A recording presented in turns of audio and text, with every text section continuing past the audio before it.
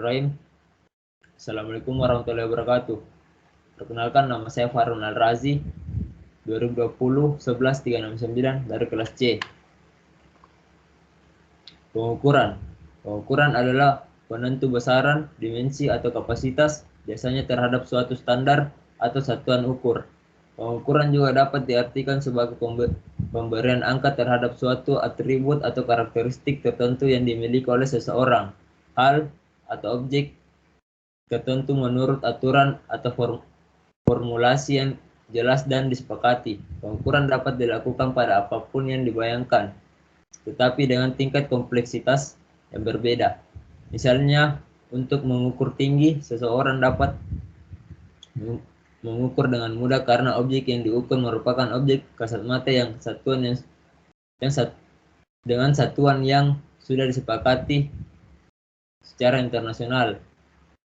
Namun hal ini berbeda jika objek yang diukur lebih abstrak seperti kecerdasan, kematangan, kejujuran, kepribadian, dan lain sebagainya. Sehingga untuk melakukan pengukuran diperlukan keterampilan dan keahlian tertentu. Besaran dan satuan. Besaran adalah segala sesuatu yang dapat diukur dan dinyatakan dengan angka, serta diikuti dengan satuan.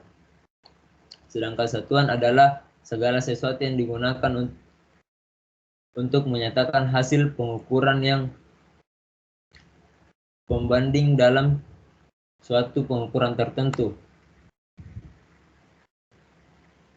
Besaran terbagi menjadi dua, yaitu besaran pokok dan besaran turunan. Besaran pokok merupakan besaran yang satuannya telah ditetapkan terlebih dahulu dan bukan turunan dari besaran lain. Seperti tabel di bawah, besaran pokok panjang, satuan internasionalnya meter, lambang satuan M.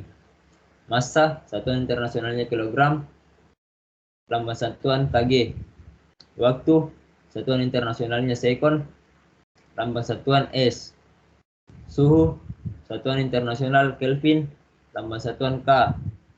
Besaran pokok, watt arus, satuan internasional ampere, lambang satuan A. Besaran pokok jumlah molekul zat, satuan internasional mol, lambang satuan mol. Intensitas cahaya, satuan internasional candela, satuan CD. Sedangkan besaran turunan adalah besaran yang satuannya diturunkan dari besaran pokok. Beberapa contohnya yang sering kita gunakan adalah kecepatan kita dapatkan dari dua besaran pokok, yaitu panjang dan waktu. Suatu dari besaran turunan kita kenal sebagai satuan turunan, seperti tabel di bawah ini. Besaran turunan kecepatan, satuan dasar meter per second. Daya, satuan dasar kilogram meter pangkat 2 per sekon pangkat 3. Energi, satuan dasar kilogram meter pangkat 2 per sekon pangkat 2. Tekanan, kilogram per meter kali sekon pangkat 2. Muatan listrik, A kali S. Macam-macam pengukuran. Pengukuran langsung dilansir dari studi. Pengukuran langsung jenis adalah jenis pengukuran yang secara eksplisit mengambil karakteristik objek yang ingin diukur tanpa perlu memproses terlebih dahulu.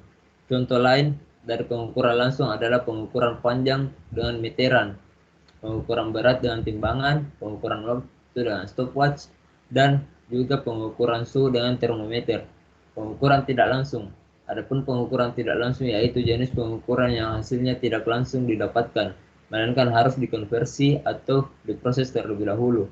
Contoh dari pengukuran tidak langsung adalah pengukuran volume, pengukuran massa jenis, pengukuran nilai rata-rata, pengukuran gaya suatu benda, pengukuran besar medan magnet, dan juga medan listrik. Klasifikasi alat ukur. Yang pertama itu kecermatan. Kemampuan bagi bagian penunjuk alat ukur untuk menunjukkan angka yang terkecil, ketelitian, kemampuan alat atau proses untuk tidak melakukan kesalahan, ketepatan, besarnya variasi hasil dari alat atau sistem untuk melakukan suatu yang identik secara berulang. Makin presisi berarti makin kecil variasinya. Kepekaan, kemampuan alat ukur untuk mendeteksi perubahan sinyal input. Makin peka berarti makin mampu mendeteksi perubahan kecil sinyal input. Kesalahan dalam pengukuran, keteledoran saat mengukur, alat ukur yang digunakan rusak, kesalahan yang tidak disengaja disebabkan perubahan sistem pengukuran terjadi secara acak, jarak atau perbedaan dengan sesuatu yang dianggap benar, akurasi dan presisi. Penjelasan alat ukur, galvanometer.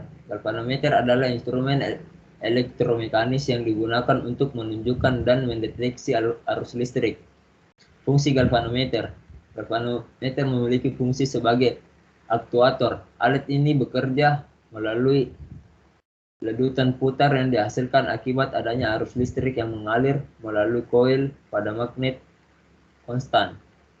Prinsip kerja galvanometer. Memahami prinsip kerja alat ini tidak sesulit yang dibayangkan. Prinsip kerja alat ini memiliki koil yang posisinya melewati skala yang dikalibrasi. Ketika digunakan, tegas torsi kecil akan menarik koil sehingga jarum akan menunjukkan posisi 0. Ketika arus searah melewati koil, maka bagian ini akan menimbulkan medan magnet yang kerjanya berlawanan dengan magnet permanen. Kemudian, koil akan berputar dan mendorong pegas untuk menggerakkan jarum petunjuk yang ada di alat ini. Klasifikasi dari galvanometer, yaitu tangan. Jenis yang diketahui oleh awal muncul dan menjadi yang pertama diperkenalkan adalah tangan. Galvanometer tangan masih menggunakan konsep awal yang sangat sederhana, yaitu sebuah alat ukur yang dahulu hanya digunakan untuk mengukur arus listrik pada suatu rangkaian. Tangan ini bekerja dengan melibatkan jarum kompas. Komponen inilah yang mampu membedakan medan magnet yang timbul dari arus yang belum diketahui medan magnet buminya. Dilihat dari model dan fungsinya, jenis galvanometer tangan ini masih terbatas sekali penggunaannya karena hanya memiliki satu kegunaan. Yang kedua, statik. Setelah model awal diluncurkan dengan suatu buah fungsi, berbagai perubahan dilakukan pada galvanometer sehingga alat tersebut lebih mampu memenuhi kebutuhan banyak orang. Setelah jenis tangan, muncullah galvanometer statik yang diperkenalkan oleh Leopoldi Nobile di tahun 1825 lalu. Jika prinsip kerja galvanometer tangan adalah dengan memanfaatkan medan magnet bumi, maka hal tersebut tidak lagi ditemukan pada jenis astatik. Pasalnya, galvanometer jenis astatik tidak memerlukan orientasi pada bidang bumi yang melakukan pengukuran. Hal ini tentu menjadi salah satu perkembangan yang cukup berpengaruh karena saat itu orang sudah bisa menggunakan galvanometer dengan lebih mudah. Yang ketiga, mirror. Setelah galvanometer astatik yang menawarkan penggunaannya lebih mudah, alat ini dikembangkan lagi dengan sensitivitas yang jauh lebih tinggi dan diberi nama dengan galvanometer mirror. Dengan level sensitivitas yang semakin tinggi, tentu alat ini bisa melakukan pengukuran dengan lebih akurat. Jenis galvanometer yang satu ini pertama kali digunakan pada tahun 1850-an. Pada saat itu galvanometer mirror digunakan untuk menerima kabel telegraf yang berada di bawah laut transatlantik. Yang keempat, balistik. Galvanometer balistik adalah jenis yang paling akhir muncul. Terkait waktu pembuatan dan detail dari alat ini memang belum diketahui dengan jelas. Akan tetapi galvanometer jenis balistik ini memiliki kemampuan membaca hasil pengukuran yang lebih baik dibandingkan dengan jenis-jenis yang sebelumnya. Yang kedua itu amperemeter. Amperemeter adalah perangkat yang digunakan untuk mengukur besaran kuat arus listrik yang ada pada rangkaian elektronika. Fungsi amperemeter. Fungsi amperemeter yang utama adalah sebagai pengukur besaran kuat arus listrik yang melewati rangkaian elektronika. Yang kedua, cara menggunakan amperemeter. Cara menggunakan amperemeter harus sesuai ketentuan. Saat sedang melakukan praktik, Anda mengerti bahwa alat ini juga rentan terhadap elektromagnetik, smartphone, dan laptop. Sebaiknya tidak berada dekat alat tersebut. Pada rangkaian seri semua posisi memiliki arus yang sama. Anda menempatkan hambatan untuk mengubah tegangan dengan ingin mengetahui nilai arus di lokasi tersebut. Klasifikasi amperemeter. Amperemeter AC hanya dapat berfungsi di listrik yang tepat. Untuk cek arus, Anda dapat memasukkan kecolokan untuk mengetahui estimasi arus di rumah. Jika listrik padam, alat tidak akan menunjukkan perubahan skala amperemeter DC, yaitu listrik searah. Di sekolah, alat ini tersedia untuk mengukur arus sebuah rangkaian seri. Anda juga dapat menggunakan untuk keperluan harian. Perhatikan aturan sebelum dipakai karena alat akan bermasalah jika digunakan untuk pengukuran listrik DC. Amperemeter digital. Amperemeter digital untuk menunjukkan hasil pengukuran. Alat seperti ini lebih praktis dan mudah karena tidak perlu memerlukan estimasi nilai.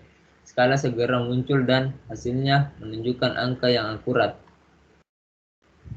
Voltmeter. Voltmeter adalah sebuah alat ukur yang biasa digunakan untuk mengukur besar tegangan listrik yang ada dalam sebuah rangkaian listrik. Fungsi voltmeter. Voltmeter berfungsi untuk mengukur besar tegangan listrik yang ada di suatu rangkaian listrik. Biasanya ketika Anda akan menggunakan alat ini, Anda akan menemukan tulisan milivolt, voltmeter, microvolt, dan juga kilovolt. Multimeter. Multimeter adalah suatu alat ukur untuk digunakan mengukur 3 jenis besaran listrik, yaitu arus listrik, tegangan listrik, dan hambatan listrik. Jenis-jenis multimeter. Multimeter analog. Multimeter analog merupakan jenis multimeter yang menggunakan display ukur dengan tipe jarum penunjuk. Multimeter digital. Multimeter digital atau sering juga disebut dengan digital multitester sama merupakan jenis multimeter yang telah menggunakan display digital dengan penampilan hasil ukurnya. Kalibrasi alat ukur. Kalibrasi alat ukur adalah hubungan antara pengukuran standar dan analisa menggunakan peralatan kita. Ini adalah proses memeriksa pembacaan perangkat untuk melihat bagaimana pengukuran dibandingkan dengan nilai sebenarnya. Sekian dari saya. Terima kasih. Assalamualaikum warahmatullahi wabarakatuh.